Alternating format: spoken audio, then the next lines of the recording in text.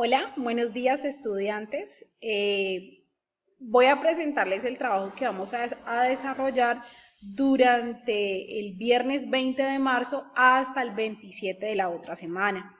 Vamos a trabajar los tres últimos cuentos del libro de Plan Lector, El ánima sola y otros cuentos, de Tomás Carrasquilla. Tenemos pensado para este tiempo inicialmente realizar un foro calificable que digamos en el que ustedes tienen que desarrollar las actividades propuestas en la diapositiva 3 y 4. Por favor, recuerden que este foro va a ser diferente al foro que voy a abrir para resolver dudas, inquietudes frente al trabajo que estemos desarrollando en la clase.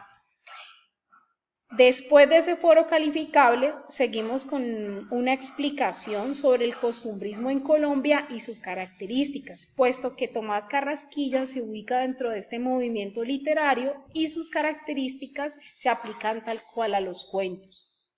Después de esta breve información, pasamos al análisis narratológico de los cuentos A la Plata, El ánima sola y En la diestra de Dios Padre, que está propuesto para este tiempo. Finalmente, pues presento un taller propuesto.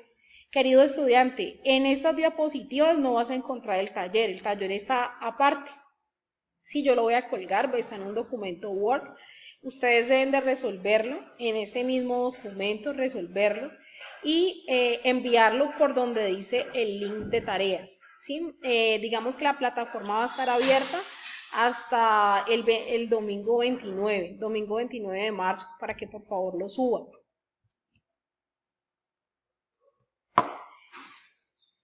Inicialmente entonces partimos de un foro virtual, que vuelvo a recordarles no es el mismo foro para resolver dudas, en el cual les pido que si van a hacer una pregunta sea sobre el tema, no se admiten comentarios fuera de lugar, no se admiten chismes, chistes, nada de eso, o sea, es un chat para que ustedes puedan preguntar y si usted conoce lo que está preguntando su compañero, pues puede responder, una participación activa. Pero cualquier cosa fuera de lugar, tenga en cuenta que será tenido en cuenta en la calificación, ¿sí? En este chat. Va a haber otro chat en el que usted va a responder lo que yo le estoy planteando. Primero, para responder en este foro virtual, usted tiene que ver este video que le estoy mostrando, que es de Jorge Celedón. ¿Sí? Después de eso responda a estas dos preguntas. ¿Qué tipo de actividades del campo se detallan y a qué lugares de Colombia hace referencia? ¿Cómo contribuye este video a la construcción de una identidad nacional? Además, después de haber leído los tres cuentos, escoja un fragmento corto de cualquier cuento de Carrasquilla en el que pueda identificar el uso de un lenguaje popular. Cuando hablo de un lenguaje popular, hablo de los regionalismos, ¿sí? Por lo menos que con escucharlo identifique que me están hablando del sector de Antioquia, del departamento de Antioquia, perdón, o que me están hablando del Valle del Cauca, o que me están hablando de la costa atlántica, ¿sí? A eso me refiero cuando hablo de un lenguaje popular. Además de esto, responda, ¿cuál crees es el aporte de los relatos de Tomás Carrasquilla, los tres últimos, recuerden, para la construcción de una identidad nacional? Después de haber desarrollado esas dos preguntas, que por favor las ponen en un solo comentario, que además es calificable, por ello tenga en cuenta el uso correcto del idioma, las reglas ortográficas y gramaticales. Después de esto, seguimos con la información que está contenida acá. El costumbrismo en Colombia.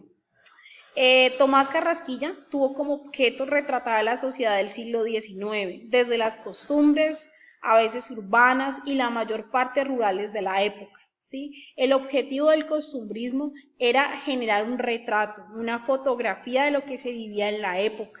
¿Sí? Entonces vemos que hace descripciones de la ciudad.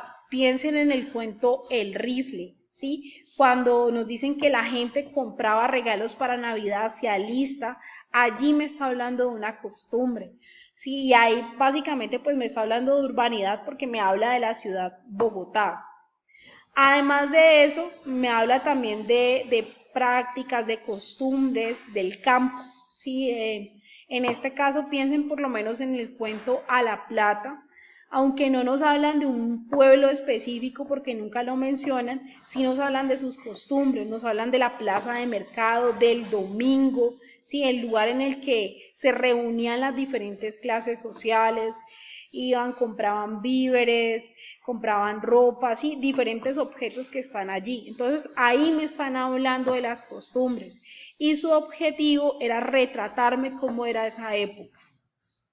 Sus autores se preocuparon por presentar la identidad del pueblo colombiano a través de los personajes que incorporaban en sus narraciones, ¿sí? En el caso de Tomás Carrasquilla, vemos que estos personajes tienen características, ya sea por su manera de actuar, de pensar en la vida, su forma de hablar, la comida típica que se muestra. Allí nos están haciendo una caracterización de un personaje que se ubica en este espacio, es decir, en Colombia. Entonces, su objetivo también era representar y exaltar lo que estaba acá. Además, porque la literatura de ese momento, pues era una literatura que también todavía ejercía tenía mucha influencia de Europa. Entonces, Tomás Carrasquilla lo que decía era que a través de esta literatura se tenía que mostrar este espacio. En algunos casos, en estos relatos, se adoptaron posturas críticas al denunciar una sociedad lastimada por cuenta de la clase terrateniente y las guerras civiles. Y miren que uno sí puede ver la estratificación en los cuentos, y nos dicen quiénes son los ricos y quiénes son los pobres. Por lo menos A la Plata, volviendo a eso, encontramos que Perrucho es el jefe del caratejo, ¿sí? Y él es el hacendado, el que tiene plata, mientras que el caratejo, pues es el mayordomo de su hacienda. Entonces, ahí hay una estratificación social. También observamos que hay una crítica a las guerras civiles, en especial en este cuento que les menciono, nos hacen referencia a la guerra civil de 1976 entre conservadores y liberales. Entonces nos muestra qué ocurre cuando al padre se lo llevan de la familia, ¿sí? El lugar que tiene que ocupar la mujer, el hecho de que se haya ido, el embarazo de María Dubiges, ¿sí? Eso tiene inferencia dentro de este cuento. Características del costumbrismo en Colombia. Presentación de la cotidianidad provinciana, las labores que tenían que hacer. Piensen en Doña Rufa, pues que se levantaba a ordeñar, a sembrar, que sabía cuando iban a tener los animales, iban a tener cría. Entonces nos muestran cómo es esa cotidianidad, cómo son esas labores. Incorporación de temas políticos y sociales, ¿sí? Las diferencias de clase, las injusticias, el maltrato infantil. Descripción de tipos humanos, lugares y entorno social. Aquí colóquenme mucho cuidado. O sea, los textos costumbristas se caracterizan porque me hacen una descripción física de los personajes y generalmente esta caracterización está amarrada a su forma de ser, ¿sí? A cómo son ellos. ¿Qué nos dicen de Caratejo? Que era feo, sí, pero también en parte porque nos describen que era un hombre malo, era un hombre machista. Piensen en cómo golpeó a su hija. Entonces, las descripciones físicas están muy asociadas a lo emocional, pero como el objetivo de esa literatura es ser un retrato, por eso es que ponen mucho esfuerzo en hacer este tipo de descripciones.